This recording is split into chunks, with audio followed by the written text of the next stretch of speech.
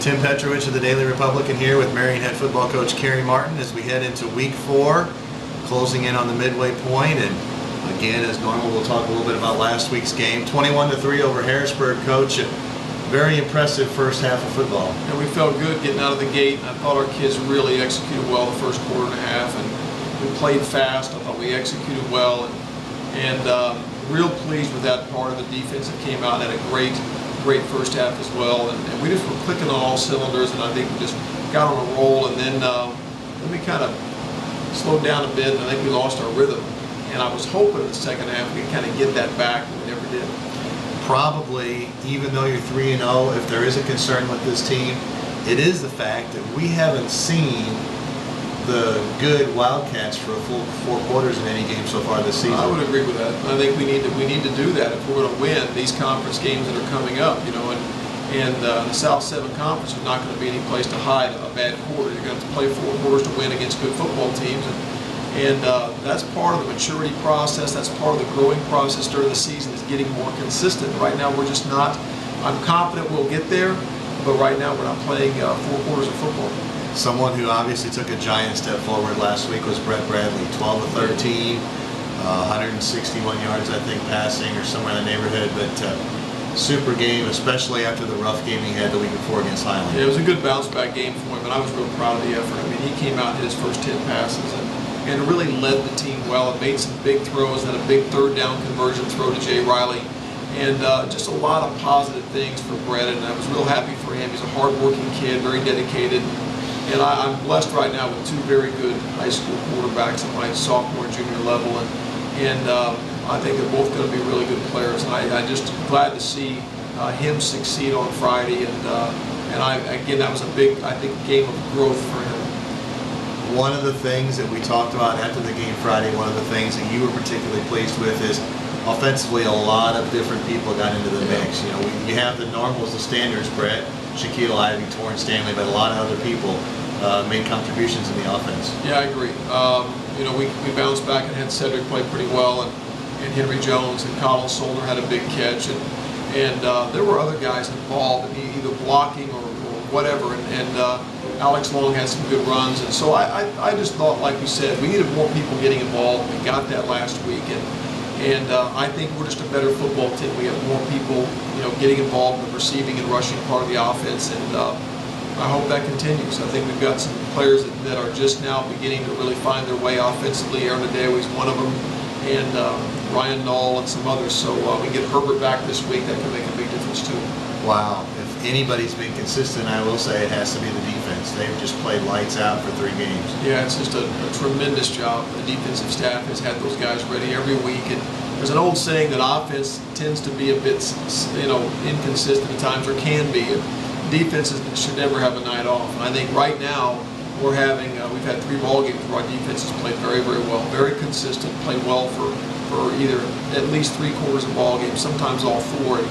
And that makes us, you know, competitive week in and week out. When your defense is playing well, you're going to be in every ball game, and right now that's been the case. Are you trying to get a goal line stand in every game? No, we're not trying. Well, I'm proud of the way the kids have responded in those situations. I think that's a gut check, as we say in football, or a character check. I think our kids have a little swagger, a little confidence about being down in that situation, but they may like it, the coaching staffs. You know, we'd like to have it somewhere a little further out. Cahokia this week, you open up the conference season. This isn't the same Cahokia team that you've played the last 3 or 4 years. They're struggling a little bit. At the same time, you know that they're going to bring a lot of athleticism, a lot of quickness to the table, and those are things that when they get on track can really hurt somebody. I don't really worry about the record. You know, whether they're 3-0 or 2-1 or whatever, 1-2 right now is what their actual record is. That's not I really don't look at that at all, because I watch them on film and I still see a very big football team, good size. I see good athleticism. I see a lot of speed, and I see all the things that make for a Cahokia football team. So we're not going to be deceived by their record, because I think their record, they've got a lot of young players, a lot of first-year players, first-year starters, and I think those players are going to get better and better every single week. And so I would expect them this time of year now to start stepping up their game, and we expect a very tough ball game. And I think Cahokia, you know, is one of those teams that I think is going to improve throughout the season, and we just got to make sure that they don't improve too much against us because they've got a ton of talent. One of the things that the teams in the last few years have done is that they've been fairly technically sound. Yeah. And so not only do they have size and speed, right, but they do things right. And those are things that come with experience. And as you said, when you get to the fourth game, yeah, you're starting to get that experience. I agree. And you know, they don't have these big name players that they've had, you know, had the last few years. Donald Collier and you know, Patrick Ivey and Jimmy Hunt. These guys have played as starters for almost 3 years, or for 3 years each. And they had several linemen back. And now those guys are gone, and it's kind of a new era for Cahokia football. But again, they're now maturing into a seasoned veteran football team like we are in some places. And so we can't take anything lightly. We know it's going to be a tough ball game, and of course, it's the first conference game. They had trouble scoring in their first game. Obviously, they were shut out. They didn't score in their second game until the second string defense for Alton came in. But you can see they scored some points late in that game, and they were able to get a shutout win last week against the St. Louis squad. So they are starting to get a little bit of that confidence. I think so. The last 6 quarters, they've been a much better football team than the first 6 they played.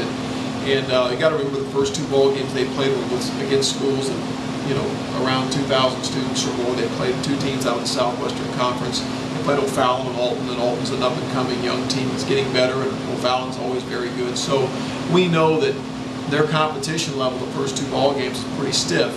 And they beat a team last week that's a little bit down, but I know they've got a little swagger back because they're now coming off a big shutout victory.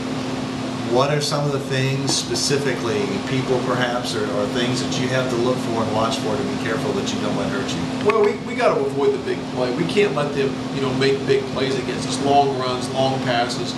You know, we've got to make them drive the football, and we got to play sound, disciplined defense, and we have to tackle well. And I heard Coach Seaman say that at practice today, that we have to tackle well because they're the kind of team that you can be in the right spot to make a play, and they may shake a tackle and go for another 30, 40 yards or score. So our tackling's got to be at a premium, and I think offensively we have to be patient, and we have to you know, drive the football and wait for that big play to come. They play a lot of man coverage, and hopefully we're going to be able to get some people free and make some things happen. Is this the kind of a team that if you can control the ball and control the tempo of the game that you can perhaps frustrate them a little bit?